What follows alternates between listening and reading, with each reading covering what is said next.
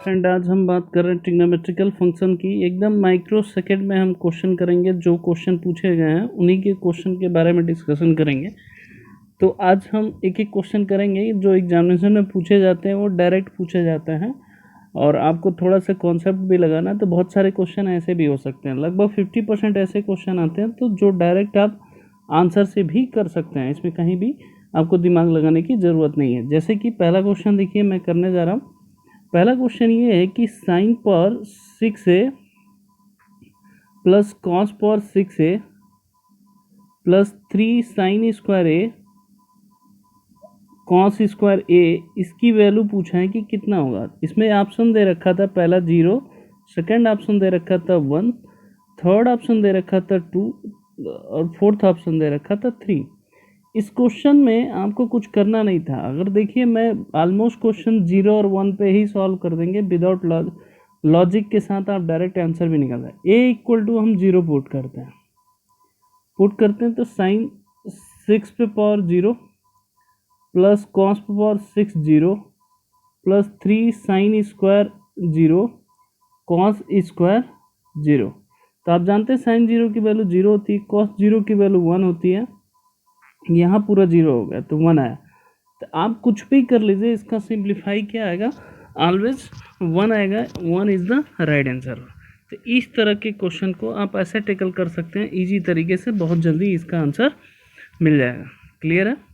अब दूसरा क्वेश्चन देखिए, जो पूछा गया था sec square x is equal to 4xy upon x plus y का whole square is correct true. ये कब ट्रू होगा?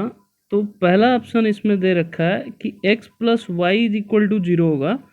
दूसरा ऑप्शन पूछ रहा है कि x equal to y and x not equal to 0 होगा। तीसरा option x equal to y दे रखा है। चौथा ऑप्शन दे रखा था x not equal to 0, y equal to not equal to 0, ये पूछ रहा था।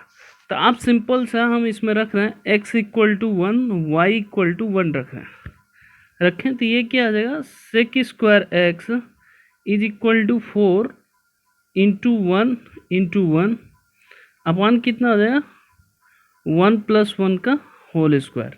आप सॉल्व करिए, sec square x is equal to 4 upon 4 cancel out 1 हो गया। तो sec x square equal to 1, तो सेक एक्स इक्वल टू कितना आ जाएगा प्लस माइनस 1। तो 0 पे ये 1 होता है, 0 पे 1 होता है, दो चीज़ें हैं। अब इसके अनुसार ऑप्शन देखिए, x और y हमने इक्वल लिया है तो ये इसमें होगा नहीं, या तो b होगा या तो c होगा, d ऑप्शन नहीं होगा। अब देखिए c ऑप्शन लेंगे तो x इक्वल टू 0 भी इंक्लूड होगा। तो सेक की कोई भी वैल्यू 0 नहीं होती है, तो c ऑप्शन इसके अनुसार नहीं होगा। दूसरा कॉन्सेप्ट आप लगा सकते हैं। तो इस हिसाब से b is the right answer हुआ। क्लियर हुआ कि फिर से समझाऊँ आपको? तो इस तरह के क्वेश्चन को आप ऐसे ट्रिक करके आसानी से कर सकते हैं। क्लियर है। अब आगे देखते हैं। अब एक और क्वेश्चन पूछा गया है कि tan x इक्वल टू, यहाँ x माइनस 1/4x है, तो फाइंड करना है, देन बताना है इसकी value sec x minus tan x की वैल्यू कितना होगा। तो आप सबसे पहले देखिए कि इसको लिख सकते हैं tan x equal to 2 common ले लेना है, तो x 2x माइनस 1/2x हो गया। अब यहाँ से sec x आपको इजीली निकल जाएगा। तो sec x क्या होगा, अपोजिट हो जाएगा इसका। क्या हो जाएगा, अगर माइनस है तो प्लस होगा, प्लस होगा तो क्या हो जाएगा, ये माइनस होगा। अब इन दोनों को क्या करना है, सब्ट्रैक्ट करना, आप जानते हैं ऊपर वाले टर्म को। तो ये आ जाएगा sec x minus tan x की वैल्यू अगर निकालना है, याद रखिएगा जब भी इस तरह क्वेश्चन हो तो जस्ट इसका अपोजिट होगा जो भी दिया है। आप खुद भी सिंप्लीफाई कर सकते हैं। तो 1/2 दोनों में कॉमन, यहाँ आ गया 2x प्लस 1/2x माइनस कितना होगा 2x प्लस 1/2x हो गया। क्लियर है। 2x से 2x cancel, 1/2x plus 1/2x कितना हो जाएगा 1/x हो जाएगा। तो इसका कितना है 1/2x आ गया। क्लियर है, इज द राइट आंसर। तो इस तरह के क्वेश्चन ये मैंने कैसे किया, एक लॉजिक बता, स्क्वायरिंग बोर्ड डिसाइड करिए। तो मैं आपको बता देता हूँ ये कैसे आएगा। tan square x equal to, आप चाहें तो सिंप्लीफाई कर सकते हैं, 1/4, यहाँ आएगा 4x स्क्वायर प्लस 1/4x² -2 आएगा। इसको लिख सकते हैं सेक स्क्वायर एक्स -1, उससे सॉल्व करके सेक एक्स का निकल जाएगा। तो आप ऐसे कर सकते हैं, मैंने ऐसे बताया ताकि आप सिंपल तरीके से, इजी तरीके से इसका आंसर निकाल सकते हैं। क्लियर है? अब देखिए नेक्स्ट क्वेश्चन जो पूछा गया था वो मैं डिस्कशन कर रहा हूँ। नेक्स्ट क्वेश्चन पूछा गया है कि एफ एक्स इक्वल टू है हमारा कॉस स्क्वायर एक्स प्लस हमारा है सेक स्क्वायर एक्स। इसमें पहला ऑप्शन पूछा गया है कि एफ एक्स की वैल्यू जो होगी 1 से छोटी होगी। दूसरा ऑप्शन ये पूछा गया है कि एफ एक्स की वैल्यू क्या होगी, 1 होगी। तीसरा ऑप्शन दे रखा है कि 1 से ग्रेटर होगा एफ एक्स की वैल्यू और 2 से छोटा होगा। तीसरा ऑप्शन पूछ रहा है कि एफ एक्स की वैल्यू हमारा ग्रेटर देन इक्वल टू 2 होगा। सबसे पहले स्क्वायर होगा, ये तो सबसे पहले चीज़ जानिएगा। स्क्वायर है तो हमेशा हम x इक्वल टू पहले 0 रख रहे हैं, क्योंकि दोनों की वैल्यू हमें पता है। Cos square 0 plus sec square 0, cos 0 की वैल्यू 1, 1 का स्क्वायर प्लस 1 का स्क्वायर कितना होगा, 2। मतलब मिनिमम वैल्यू हमने 0 रखा। फिर से बता दें, प्लस माइनस 1 रखेंगे तो स्क्वायर है तो ऑलवेज पॉजिटिव आएगा। हमने क्यों 0 रखा, इसीलिए रखा क्योंकि मिनिमम नंबर जो है स्क्वायर का जो भी पॉजिटिव आएगा वो 0 होता है, तो इसलिए हमने 0 होता है। जो इसकी मिनिमम वैल्यू आएगी वो कितना आएगा, 2 आएगा। इससे ज़्यादा ही आएगा, इससे कम नहीं आएगा। तो D is the right answer. कोई कह सकता है माइनस, माइनस रखें, क्यों नहीं रखे सर? माइनस रखोगे तो स्क्वायर है, तो स्क्वायर ऑलवेज क्या होता है, पॉजिटिव होता है। इसलिए हम ये क्वेश्चन नहीं रखेंगे। आपको मैं फिर से क्लियर कर रहा हूँ, इसलिए हम इसकी वैल्यू नहीं निकालेंगे। समझ में आया? तो आपको इस तरह के क्वेश्चन को आप इजी तरीके से निकाल सकते हैं। क्लियर है? ये नेक्स्ट क्वेश्चन है पूछा हुआ। अब नेक्स्ट क्वेश्चन एक और करते हैं। एक और क्वेश्चन पूछा है, cos π/7 है, फिर हमारा cos 2π/7 है, यहाँ है फिर हमारा क्या है, cos 4π/7 है। इसकी वैल्यू पूछ रहा है कि कितना होगा।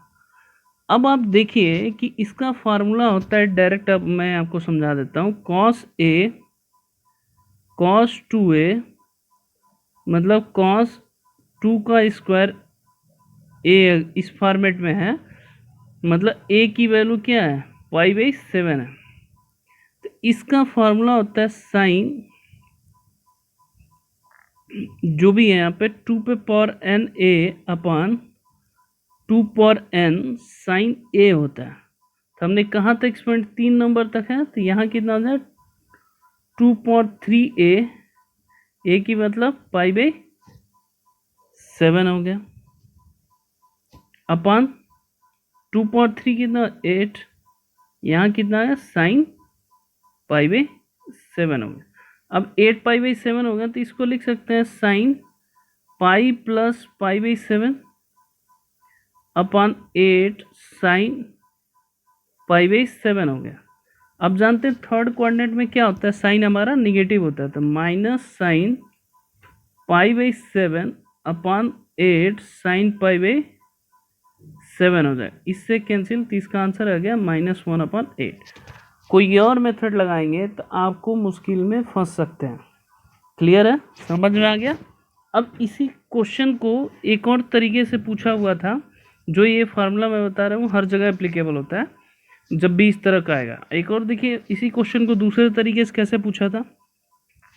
ये पूछा था cos y/7, फिर हमारा था cos 2π/7 और यहाँ तक cos 3π/7। इसकी वैल्यू निकालना था, नेक्स्ट ईयर पूछा था। तो आप इसको देखेंगे, इसको लिख सकते हैं cos π/7 cos 2π/7, यहाँ 4 आना चाहिए जीपी के लिए। तो हम इसको ऐसे भी तो लिख सकते हैं, पाई माइनस 4π/7 लिख सकते हैं। तो cos 180 माइनस थीटा कितना होता है, cos थीटा होता है, तो माइनस हम आगे लगा दिए। 2π/7 यहाँ कितना आ गया, cos 4π/7। तो अगर फार्मूला वो याद है तो डायरेक्ट इसका आंसर कितना, -1/8 आया था, तो इसका प्लस कितना आ गया, 1/8 इज द राइट आंसर। समझ गए? तो इस क्वेश्चन को हम ऐसे भी एप्लीकेबल हम कर सकते हैं इजी तरीके से, जिसको हम आंसर निकाल सकते हैं। क्लियर है? अब एक और क्वेश्चन देखिए, पूछा हुआ था, इस फार्मूले के बेसिस पे हम कर रहे हैं।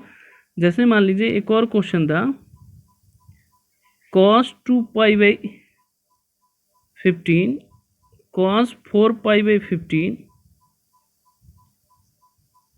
प्लस cos 8π/15, फिर था cos 14π/15। अब देखिए जीपी चेंज करना है तो यहाँ 2 है, यहाँ 4 है, यहाँ 8 है, यहाँ 16 आना चाहिए, 16 आना चाहिए, बट क्या है 14 है। तो हम इसको डायरेक्ट लिख सकते हैं, ऐसे लिख सकते हैं cos पाई माइनस π/15 लिख सकते हैं। तो cos 180 माइनस थीटा क्या होता है, माइनस cos थीटा होता है। तो हम पहले लिख देते हैं cos π/15 cos 2π/15, फिर cos 4π/15, फिर क्या आ गया cos 8π/15। तो अब देखिए इसमें 4 टर्म तक है, पाई की जगह क्या है π/15 है, तो ये लिखिए 1 अपन माइनस था 2/4 आ गया सबसे पहले, यहाँ लिखिए 2/4 π/15 आ गया, ये दोनों सेम होता है, अपन साइन π/15 हो गया। तो इसको लिख सकते हैं 16 पाई, तो हम इसको लिख सकते हैं 1/16 साइन पाई प्लस π/15 हो गया, तो ये माइनस आ जाएगा, अपन साइन π/15 हो गया, कैंसिल, तो माइनस माइनस प्लस हो जाएगा, 1/16 इज द राइट आंसर। तो इस तरह के क्वेश्चन को करने का आपको आसान तरीका है कि आप डायरेक्ट इसको सिंप्लीफाई कर सकते हैं और इजी तरीके से इसका आंसर हम निकाल सकते हैं। समझ में आ गया? क्लियर है? अब आगे बढ़ते हैं। अब क्या करते हैं, अब आगे बढ़ते हैं, जो क्वेश्चन हमने कराया था उसी की बेसिस पे करेंगे। आगे जब करेंगे तो हमने अब हमें करना है मैक्सिमा और मिनिमा फंक्शन निकालना है। क्या निकालना है?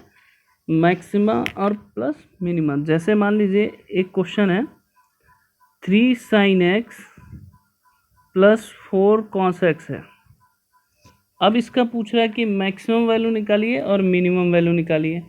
तो इसकी मैक्सिमम वैल्यू कैसे निकालेंगे और इसकी मिनिमम वैल्यू कैसे निकालेंगे? तो सबसे पहले से मैक्सिमम वैल्यू हो गई, इन दोनों का स्क्वायर रूट होगा, तो ए कितना आ गया 5 हो गया। मिनिमम वैल्यू आप इसी को निगेटिव साइन लगा दीजिए, तो मिनिमम कितना हो जाएगा 5 इज द राइट आंसर हो जाएगा।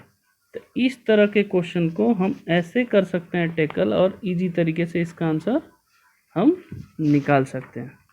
क्लियर है? तो ऐसे भी अगर मान लीजिए एक और क्वेश्चन ऐसे पूछा है कि 3 cos x plus 4 sin x plus 8 है, तो इसकी मैक्सिमम वैल्यू सबसे पहले यहाँ कॉन्सेप्ट लगा लेंगे, तो इसकी 5 आई है, तो 5 प्लस 8 इसकी मैक्सिमम वैल्यू कितना हो जाएगा 13, मिनिमम वैल्यू कितना हो जाएगा -5 प्लस 8 कितना हो जाएगा 3। तो इस तरह के क्वेश्चन को आप ऐसे टैकल कर सकते हैं जिसको आप इजी तरीके से आंसर आपको मिल जाएगा। क्लियर है?